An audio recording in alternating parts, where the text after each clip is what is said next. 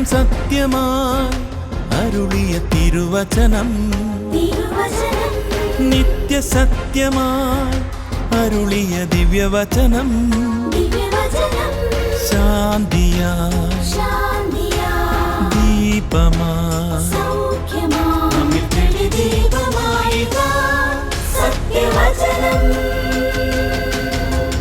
വിടുതലായി രക്ഷയായി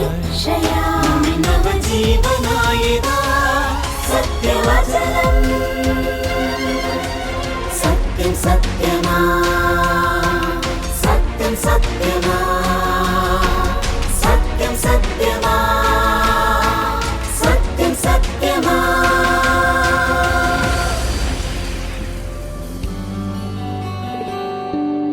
നന്മയെല്ലാം നൽകിയിടുന്ന നല്ലൊരു യേശുനാഥൻ തൻ വഴിയെ പിൻഗമിച്ചാൽ ആനന്ദം നിത്യമാകും. പൊൻവെള്ളിയിൽ ശ്രേഷ്ഠനായ സൂര്യ തേജോമയൻ വെണ്മ വസ്ത്രധാരിയായ യേശു തമ്പുരാനെ. സത്യസത്യമായി എന്ന ദൈവവചന സന്ദേശത്തിലേക്ക് ഏവർക്കും സ്വാഗതം. സത്യം സത്യമാ.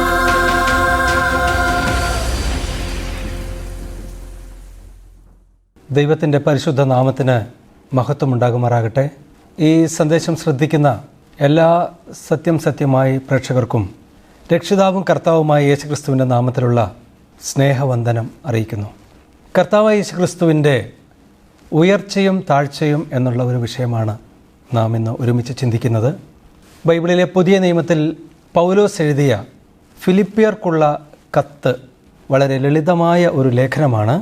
എന്നാൽ വേദപണ്ഡിതന്മാർ വളരെ അവരെ പ്രയാസപ്പെടുത്തുന്ന ഒരേ ഒരു വാക്ക് അല്ലെങ്കിൽ പ്രയോഗം ഈ പുസ്തകത്തിൽ കാണാൻ സാധിക്കും. അത് ഫിലിപ്പി ലേഖനം 2-ാം അധ്യായത്തിൻ്റെ 8-ാം വാക്യത്തിലാണ്. അവിടെ നാം വായിക്കുന്നത് തന്നെത്താൻ ഒഴിച്ചു എന്നുള്ളതാണ്. സ്വർഗത്തിലെ സാക്ഷാൽ ദൈവമായ തൃത്വത്തിൽ രണ്ടാമനായ കർത്താവായ യേശുക്രിസ്തു തന്നെത്താൻ ഒഴിച്ചു എന്ന് പറയുന്നത് എന്താണ്? ദൈവം മനുഷ്യനായി എന്നുള്ള ഒരു ആശയം ആ വിഷയത്തെ പഠിക്കുന്ന ആളുകളെ സംബന്ധിച്ച് കഠിനമായിട്ടുള്ള ഒരു ആശയമാണ്. ഇന്ന് നാം ചിന്തിക്കുന്നത് ഫിലിപ്പി ലേഖനം 2-ാം അധ്യായത്തിൻ്റെ 5 മുതൽ 11 വരെയുള്ള വാക്യങ്ങളാണ്. 5-ാം വാക്യം ഇങ്ങനെയാണ് നാം വായിക്കുന്നത്: ക്രിസ്തുവേശുവിലുള്ള ഭാവം തന്നെ നിങ്ങളിലും ഉണ്ടായിരിക്കട്ടെ. കർത്താവായ യേശുക്രിസ്തുവിൻ്റെ മനോഭാവം എന്താണ് എന്നുള്ളത് ഈ അധ്യായത്തിൻ്റെ തുടക്കത്തിൽ 1 മുതൽ 4 വരെയുള്ള വാക്യങ്ങളിലും തുടർന്ന് 6 മുതൽ 11 വരെയുള്ള വാക്യങ്ങളിലും വ്യക്തമായി പറയുന്നുണ്ട്. കർത്താവായ യേശുക്രിസ്തുവിൻ്റെ മനോഭാവത്തെക്കുറിച്ച് ഈ അധ്യായത്തിലെ 5-ാം വാക്യത്തിന് തൊട്ട് മുൻപുള്ള പശ്ചാത്തലത്തിൽ പറയുന്നത് കർത്താവായ യേശുക്രിസ്തുവിൻ്റെ മനോഭാവം താഴ്മയുടെ മനോഭാവം ആണ് എന്നുള്ളതാണ്. വീണ്ടും നാം 1 മുതൽ 4 വരെയുള്ള വാക്യങ്ങൾ പരിശോധിച്ചാൽ അവിടെ പശ്ചാത്തലത്തിൽ നാം കാണുന്നത് സ്വാർത്ഥതയില്ലാത്ത മനസ്സ്, അതുപോലെ തന്നെ കഷ്ടം സഹിക്കാനുള്ള മനസ്സ് എന്നീ കാര്യങ്ങളാണ് കർത്താവായ യേശുക്രിസ്തുവിൻ്റെ മനോഭാവത്തെക്കുറിച്ച് കാണുന്നത്. ഇന്ന് ഈ സമയത്ത് നാം ചിന്തിക്കുന്ന ഈ വേദഭാഗം ശ്രദ്ധിക്കുമ്പോൾ 6 മുതൽ 11 വരെയുള്ള വാക്യങ്ങൾ അതിൽ കർത്താവായ യേശുക്രിസ്തുവിൻ്റെ താഴ്ചയെക്കുറിച്ച് നാം കാണുന്നുണ്ട്. കർത്താവായ യേശുക്രിസ്തുവിൻ്റെ അനുസരണത്തോടുള്ള ശുശ്രൂഷയോടുള്ള തൻ്റെ മനസ്സ് അല്ലെങ്കിൽ മനോഭാവത്തെ നമുക്ക് കാണാൻ സാധിക്കും.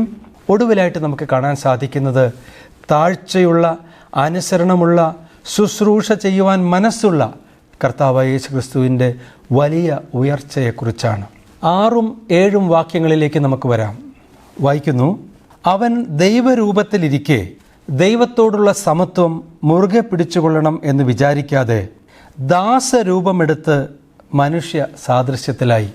വായിച്ച വാക്യങ്ങൾ ശ്രദ്ധിച്ചാൽ രൂപം എന്ന് 2 പ്രാവശ്യം ആവർത്തിച്ച് പറയുന്നുണ്ട്. ആദ്യം വായിക്കുന്നു ദൈവരൂപത്തിൽ ഇരിക്കെ, പിന്നീട് അടുത്ത വാക്യത്തിൽ വായിക്കുന്നു ദാസരൂപം എടുത്തു. ദൈവരൂപത്തിലിരിക്കെ സാക്ഷാൽ ദൈവമായ കർത്താവായ യേശു ക്രിസ്തു മനുഷ്യ രൂപം എടുത്തു. രൂപം എന്നുള്ള വാക്ക് കേൾക്കുമ്പോൾ എന്താണ് നിങ്ങളുടെ മനസ്സിൽ വരുന്നത്? രൂപമെന്ന് പറയുമ്പോൾ ഒരു വ്യക്തിയുടെ, നിങ്ങൾ കാണുന്ന വസ്തുവോ വ്യക്തിയോ അതിൻ്റെ ആകാരമാണ്. എന്നെ നിങ്ങൾ ശ്രദ്ധിക്കുമ്പോൾ എൻ്റെ മുഖം അല്ലെങ്കിൽ എൻ്റെ മുടി, എൻ്റെ ശരീരമൊക്കെ നിങ്ങൾ ശ്രദ്ധിക്കും. അത് പുറമേയുള്ള രൂപമാണ്. മൂലഭാഷയായ ഗ്രീക്ക് ഭാഷയിൽ രൂപം എന്നുള്ളതിന് 2 വാക്കുകളുണ്ട്. സ്കീമ എന്നുള്ളൊരു വാക്കുണ്ട്. ആ വാക്കിൻ്റെ അർത്ഥം നാം കാണുന്ന ഈ രൂപം എന്നുള്ളതാണ്. ഇപ്പോൾ ഒരു വ്യക്തി അമ്മയുടെ ഉദരത്തിൽ ഉരുവാകുമ്പോൾ ഒരു ഭ്രൂണമായിരിക്കുന്ന അവസ്ഥ, ആ ഭ്രൂണാവസ്ഥയിൽ നിന്ന് ആ ശിശു വളർന്ന് അത് പൂർത്തിയായ സമയത്ത് ഒരു ശിശുവായി ജനിക്കുന്നു. പിന്നീട് ആ കുഞ്ഞ് ഒരു അഡൾട്ടാകുന്നത് വരെ, പ്രായപൂർത്തിയാകുന്നത് വരെ എന്തെല്ലാം വ്യതിയാനങ്ങളാണ് ആ കുഞ്ഞിന് വരുന്നത്. ഇനി പ്രായപൂർത്തിയായി കഴിയുമ്പോൾ വീണ്ടും വ്യത്യാസം വന്ന് മരണം വരെയും രൂപാന്തരങ്ങൾ, മാറ്റങ്ങൾ വരുന്നു. അപ്പോൾ ആ നിലയിലുള്ള മാറ്റം വരുന്ന രൂപത്തെയാണ് സ്കീമ എന്ന് പറയുന്നത്. എന്നാൽ മോർഫെ എന്നുള്ളൊരു വാക്കും മൂലഭാഷയിലുണ്ട്. ഇവിടെ ഉപയോഗിച്ചിരിക്കുന്ന രൂപം എന്നുള്ളത് മോർഫെ എന്നുള്ള വാക്കാണ്. രൂപം എന്നുള്ള അർത്ഥത്തിൽ മോർഫെ എന്ന് ഉപയോഗിച്ചിരിക്കുമ്പോൾ അതിൻ്റെ അർത്ഥം മാറ്റം വരാത്ത രൂപം എന്നുള്ളതാണ്. അല്ലെങ്കിൽ ഒരു മനുഷ്യനെ മനുഷ്യനാക്കുന്ന, മാറ്റം വരാത്ത, എന്നും നിലനിൽക്കുന്ന ആ അംശത്തിനാണ് മോർഫെ എന്നുള്ള അർത്ഥത്തിൽ രൂപം എന്ന് പറയുന്നത്. ബൈബിൾ പറയുന്നു, ഞാൻ എൻ്റെ അമ്മയുടെ ഉദരത്തിൽ ഉരുവായപ്പോൾ, പിണ്ഡമായിരുന്നപ്പോൾ, അവിടെ ഞാൻ എന്ന് പറയുമ്പോൾ ആ പിണ്ഡാകാരമായിരിക്കുന്ന ഭ്രൂണാവസ്ഥയിലുള്ള ആ മാംസപിണ്ഡമല്ലാതെ അതൊരു വ്യക്തിയാണ്. ഞാൻ എന്നാണ് അവിടെ പറയുന്നത്. അപ്പോൾ ആ ഭ്രൂണാവസ്ഥ മുതൽ മരണം വരെയുള്ള ആ വ്യക്തിക്ക് മനുഷ്യൻ എന്നുള്ള ആ കാര്യത്തിന് മാറ്റമില്ല. എന്നതുപോലെ ഇവിടെ പറയുന്നു, ദൈവരൂപത്തിൽ ഇരിക്കെ, ദൈവത്തിൻ്റെ രൂപം, ഫോം ഓഫ് ഗോഡ്, അതിന് മോർഫെ തെയു എന്ന് പറയുന്നു. ദൈവത്തിൻ്റെ രൂപം എന്ന് പറയുന്നു. എന്ന് പറഞ്ഞാൽ ദൈവത്തിൻ്റെ രൂപം എന്താണ്? ദൈവത്തെ ആരും ഒരു നാളും കണ്ടിട്ടില്ല. മാറ്റമില്ലാത്തവനാണ് ദൈവം. ദൈവത്തിന് ഒരിക്കലും ദൈവം അല്ലാതാകുവാൻ സാധ്യമല്ല. ദൈവത്തിൻ്റെ സ്വഭാവ സവിശേഷതകളിലൊന്നാണ് മാറ്റമില്ലാത്ത ദൈവം. എന്നാൽ അങ്ങനെ മാറ്റമില്ലാത്ത ആ ദൈവരൂപം നാം വായിക്കുന്നു, മനുഷ്യ സാദൃശ്യത്തിലായി എന്ന് നാം വായിക്കുന്നു. ദാസരൂപം എടുത്തു എന്ന് നാം വായിക്കുന്നു. ദാസരൂപം എന്ന് പറഞ്ഞാൽ, മനുഷ്യരൂപം എന്ന് പറഞ്ഞാൽ അതും മാറ്റമില്ലാത്ത മനുഷ്യൻ്റെ രൂപമാണ്. അപ്പോൾ ചോദ്യം ഇതാണ്, ദൈവത്തിന് മനുഷ്യനായി തീരുവാൻ സാധിക്കുമോ? ദൈവം മനുഷ്യനായി തീരുമ്പോൾ ആ ദൈവത്തിൻ്റെ ദൈവത്വത്തിന് എന്തു പറ്റും? ഒരു കേവലം മനുഷ്യനായിട്ട് മാറുകയാണോ? പ്രധാനപ്പെട്ട ചോദ്യമാണ് അത്. ഇവിടെ പറയുന്നു, ദൈവരൂപത്തിലിരിക്കെ ദൈവത്തോടുള്ള സമത്വം മുറുകെ പിടിച്ചുകൊള്ളണം എന്ന് വിചാരിക്കാതെ. ബൈബിൾ വെളിപ്പെടുത്തുന്ന ദൈവം ഏക ദൈവമാണ്. ബൈബിൾ വെളിപ്പെടുത്തുന്ന ദൈവം ഏക ദൈവമെങ്കിലും ത്രിയേക ദൈവമാണ്. പിതാവും പുത്രനും പരിശുദ്ധാത്മാവുമായ ത്രിയേക ദൈവം. പിതാവ് ദൈവമാണ്, പുത്രൻ ദൈവമാണ്, പരിശുദ്ധാത്മാവ് ദൈവമാണ്. പക്ഷേ 3 ദൈവങ്ങളില്ല, 3 വ്യക്തികളുണ്ട്, ഒരു ദൈവം മാത്രം, പിതാവും പുത്രനും പരിശുദ്ധാത്മാവുമായ ദൈവം. പരിശുദ്ധാത്മാവ് ഒരു ശക്തിയല്ല, ഒരു വ്യക്തിയാണ് എന്ന് ദൈവത്തിൻ്റെ വചനം പഠിപ്പിക്കുന്നു. ത്രിയേക ദൈവത്തിൽ ആരാണ് വലിയവൻ? പിതാവാണോ വലിയവൻ? പുത്രൻ അതിനേക്കാൾ ചെറുതാണോ? പിതാവിനും പുത്രനെ അവരെ 2 പേരെക്കാളും ചെറുതാണോ പരിശുദ്ധാത്മാവ് എന്നുള്ള ചോദ്യങ്ങൾക്ക് പ്രസക്തിയില്ല.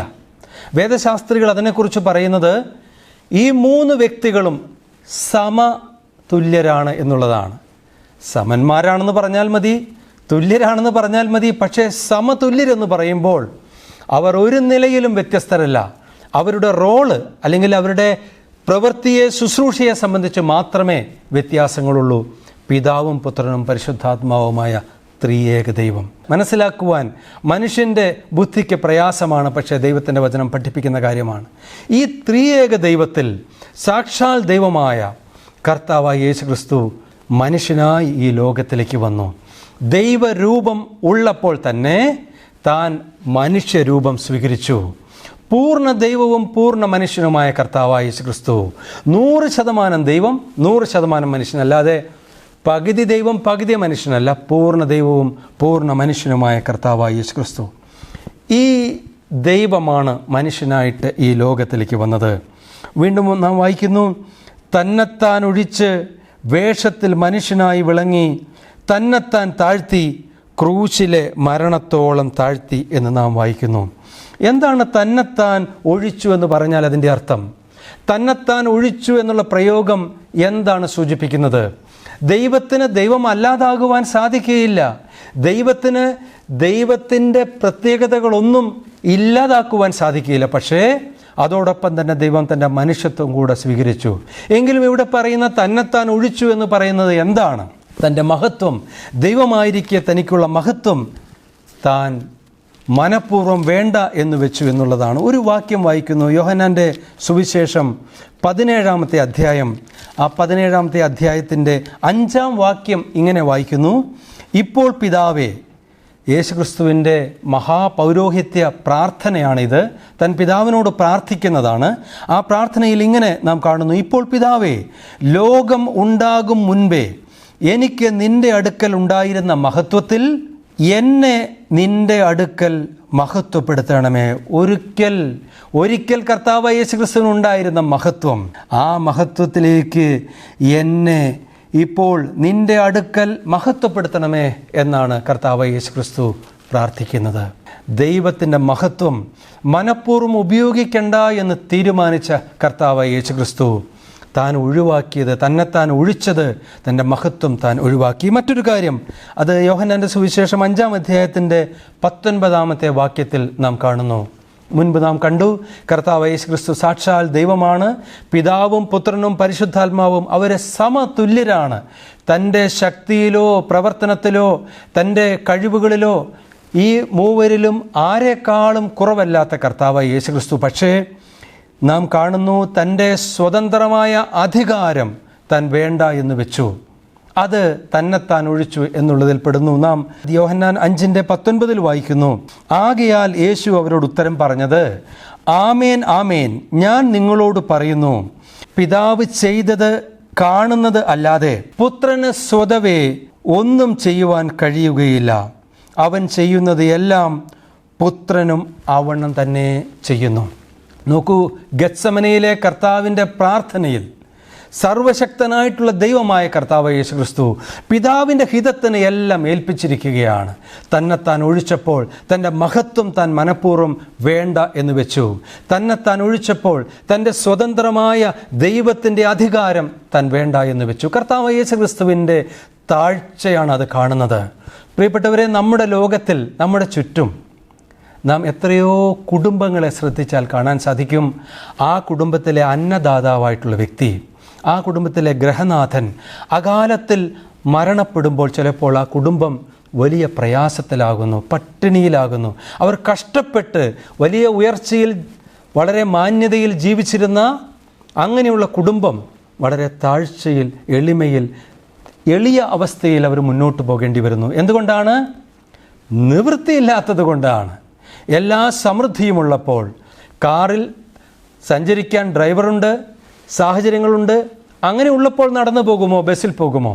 നിങ്ങൾക്ക് ഏറ്റവും നല്ല ഡോക്ടറെ കൊണ്ട് ഏറ്റവും നല്ല ആശുപത്രിയിൽ ചികിത്സ ലഭിക്കുവാൻ സാഹചര്യമുള്ളപ്പോൾ നിങ്ങളത് വേണ്ട എന്ന് വെക്കുമോ? നാം പലപ്പോഴും താഴ്മ അനുഭവിക്കുന്നത് നിവൃത്തികേട് കൊണ്ടാണ്. എന്നാൽ സ്വർഗത്തിലെ ദൈവം മനഃപൂർവ്വം തൻ്റെ അധികാരവും മഹത്വവും എല്ലാം ഒഴിവാക്കി താൻ ഈ ലോകത്തിലേക്ക് വന്നു എന്നുള്ളതാണ് കർത്താവ് യേശുക്രിസ്തുവിൻ്റെ ഏറ്റവും വലിയ താഴ്ച എന്ന് പറയുന്നത്.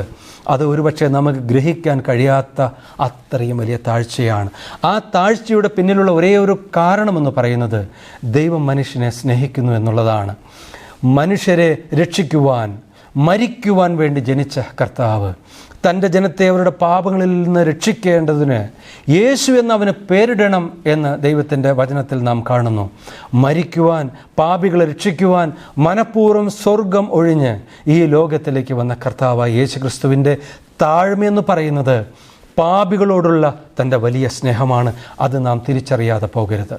8-ാം വാക്യത്തിൻ്റെ 2-ാം ഭാഗത്ത് നാം വായിക്കുന്നത്, കർത്താവായ യേശുക്രിസ്തു തന്നെത്താൻ താഴ്ത്തി മരണത്തോളം, ക്രൂശിലെ മരണത്തോളം തന്നെ അനുസരണമുള്ളവനായി തീർന്നു എന്നുള്ളതാണ്. കർത്താവായ യേശുക്രിസ്തു തന്നെ താഴ്ത്തി എന്ന് നാം വായിക്കുമ്പോൾ നാം ഓർക്കണം, സൃഷ്ടാവായ ദൈവം, ദൈവരൂപം ഉള്ളവനായ സാക്ഷാൽ ദൈവം ഒരു സൃഷ്ടിയെപ്പോലെ, മനുഷ്യനെപ്പോലെ, ദാസനെപ്പോലെ മാറുകയാണ്. ആ താഴ്മയുടെ ഔന്നത്യം എന്ന് പറയുന്നത് നമുക്ക് മറ്റെവിടെയും കാണുവാൻ സാധിക്കുകയില്ല. കർത്താവ് യേശുക്രിസ്തുവിൻ്റെ മാതൃക എന്ന് പറയുന്നത് അതാണ്. എന്നാൽ ഇവിടെ നാം കാണുന്ന സൃഷ്ടി, ആ സൃഷ്ടിയായി തീരുന്ന സൃഷ്ടാവ് അത് താഴ്മയായിരിക്കുമ്പോൾ, പിശാച് എന്ന് പറയുന്ന ബൈബിളിലെ കഥാപാത്രം അവനൊരു സൃഷ്ടിയാണ് എങ്കിലും സൃഷ്ടാവായി തീരുവാൻ താല്പര്യപ്പെടുന്നവനാണ്. ഞാൻ അത്യുന്നതനോട് സമനാകും എന്നാണ് പിശാച് പറയുന്നത്. നാം എപ്പോഴെങ്കിലും നമ്മുടെ ഉള്ള അവസ്ഥയിൽ അത് പോരാ എന്ന് പറഞ്ഞ് എന്നെക്കുറിച്ച് ദൈവം ഉദ്ദേശിച്ചിട്ടുള്ള താഴ്മ, അതിൽ ഞാൻ തൃപ്തിപ്പെടാതെ ഞാൻ അഹങ്കരിക്കുന്നുവെങ്കിൽ പിശാചിൻ്റെ പ്രകൃതമാണ് നമ്മളിൽ വരുന്നത്. നോക്കൂ, കർത്താവായ യേശുക്രിസ്തു, സൃഷ്ടാവായിട്ടുള്ള ദൈവം ഒരു സൃഷ്ടിയെപ്പോലെ, മനുഷ്യനെപ്പോലെ, ദാസനെപ്പോലെ ഈ ലോകത്തിലേക്ക് വന്ന് മരണത്തോളം, ക്രൂശിലെ ഏറ്റവും നികൃഷ്ടമായ, നിന്ദ്യമായ മരണം ഏറ്റെടുക്കുവാൻ തയ്യാറായെങ്കിൽ കർത്താവായ യേശുക്രിസ്തുവിൻ്റെ താഴ്മ എത്ര ഉന്നതമാണ്. വീണ്ടും നാം കാണുന്നത് താൻ അനുസരണമുള്ളവനായി തീർന്നു എന്നുള്ളതാണ്. താൻ പിതാവിന് അനുസരണമുള്ളവനായി തീർന്നു.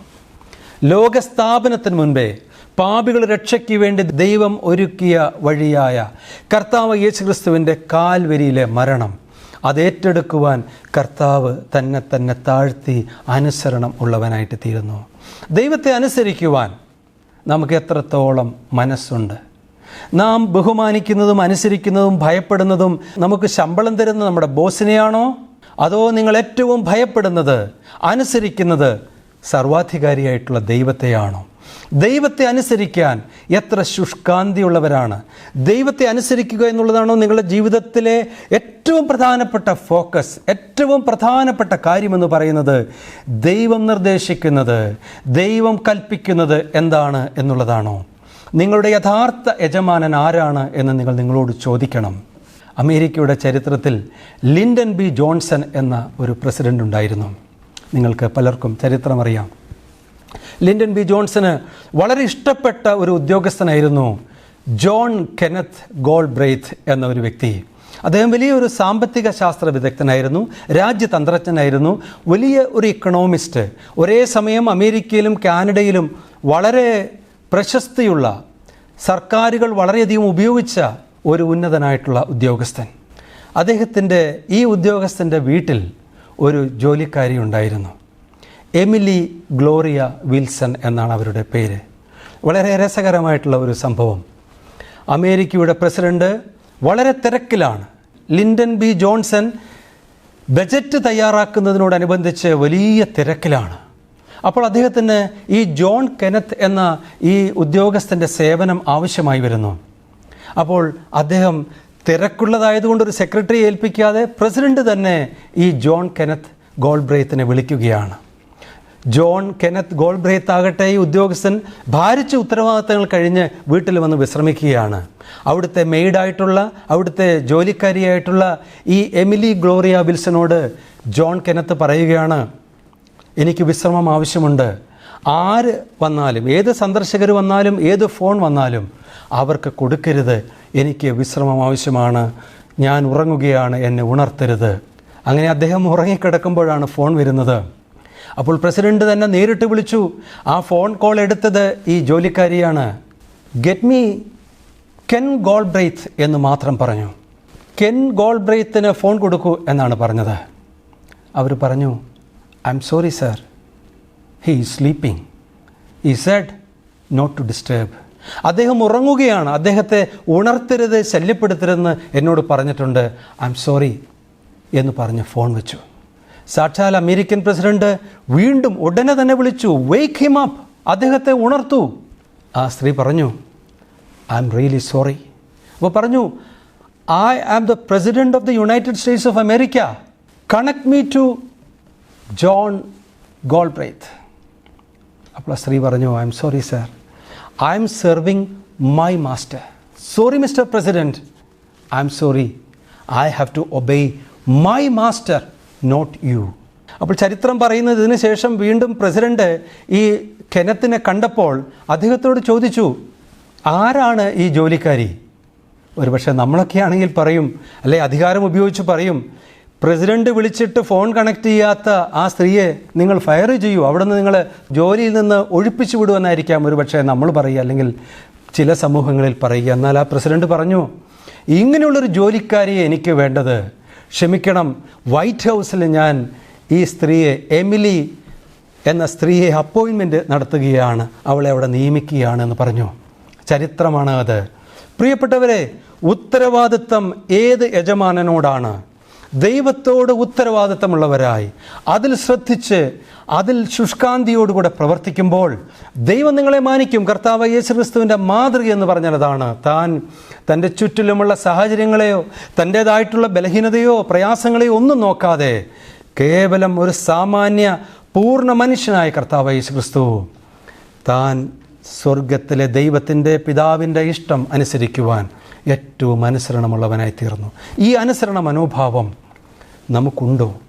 നിങ്ങൾക്കുണ്ടോ? ദൈവത്തെ അറിയുവാൻ, ദൈവത്തെ ജീവിതത്തിൽ നിങ്ങൾക്ക് സ്വീകരിക്കുവാൻ, ദൈവത്തിൻ്റെ മകൻ മകളായി തീരുവാൻ നിങ്ങൾ ഈ നിലയിൽ ദൈവത്തെ അന്വേഷിക്കുകയും അനുസരിക്കുകയും ചെയ്യേണ്ടത് ആവശ്യമാണ്. വീണ്ടും നാം 9-ാമത്തെ വാക്യത്തിലേക്ക് വരുമ്പോൾ, ദൈവം അവനെ, കർത്താവായ യേശുക്രിസ്തുവിനെ ഏറ്റവും ഉയർത്തി സകല നാമത്തിനും മേലായ നാമം നൽകി എന്നാണ് നാം കാണുന്നത്. താഴ്മയുള്ളവനായ കർത്താവായ യേശുക്രിസ്തുവിനെ ദൈവം ഏറ്റവും ഉയർത്തി എന്ന് നാം കാണുന്നു. താഴ്മയുള്ളവർക്ക് മാറ്റമുണ്ടാകുകയാണ്, താഴ്മയുള്ളവർക്ക് ഉയർച്ച ഉണ്ടാകുകയാണ്. ദൈവത്തിൻ്റെ സ്നേഹിതനാകുവാൻ താല്പര്യപ്പെടുന്ന ഏവരും ദൈവത്തിൻ്റെ സന്നിധിയിൽ താഴ്മയുള്ളവരായി തീരണം. അഹങ്കാരമുള്ളവരെ ദൈവം താഴ്ത്തുമെന്നുള്ളതാണ്. ദൈവത്തിൻ്റെ സന്നിധിയിൽ ദൈവത്തിൻ്റെ സ്നേഹിതനായിത്തീരുന്നത് ആരാണ് എന്ന് ചോദിച്ചാൽ താഴ്മയുള്ള വ്യക്തിയാണ്. വീണ്ടും നമ്മൾ അവസാനത്തെ 2 വാക്യങ്ങളിലേക്ക് വരുമ്പോൾ 10-11 വാക്യങ്ങളിൽ നാം ഇപ്രകാരം കാണുന്നു, അങ്ങനെ യേശുവിൻ്റെ നാമത്തിൽ സ്വർലോകരുടെയും ഭൂലോകരുടെയും അധോലോകരുടെയും മുഴങ്കാലൊക്കെയും മടങ്ങുകയും എല്ലാ നാവും യേശുക്രിസ്തു കർത്താവ് എന്ന് പിതാവായ ദൈവത്തിൻ്റെ മഹത്വത്തിനായി ഏറ്റുപറയേണ്ടി വരികയും ചെയ്യും. എന്നെ കേൾക്കുന്നവർ, നിങ്ങൾ ഇഷ്ടപ്പെട്ടാലും ഇഷ്ടപ്പെട്ടില്ലെങ്കിലും ബൈബിൾ പറയുന്ന ഒരു യാഥാർത്ഥ്യം, ഒരു നാൾ വരുന്നു, ആ നാളിൽ സകല മനുഷ്യരും യേശുക്രിസ്തുവിനെ കർത്താവ് എന്ന് ഏറ്റുപറയും.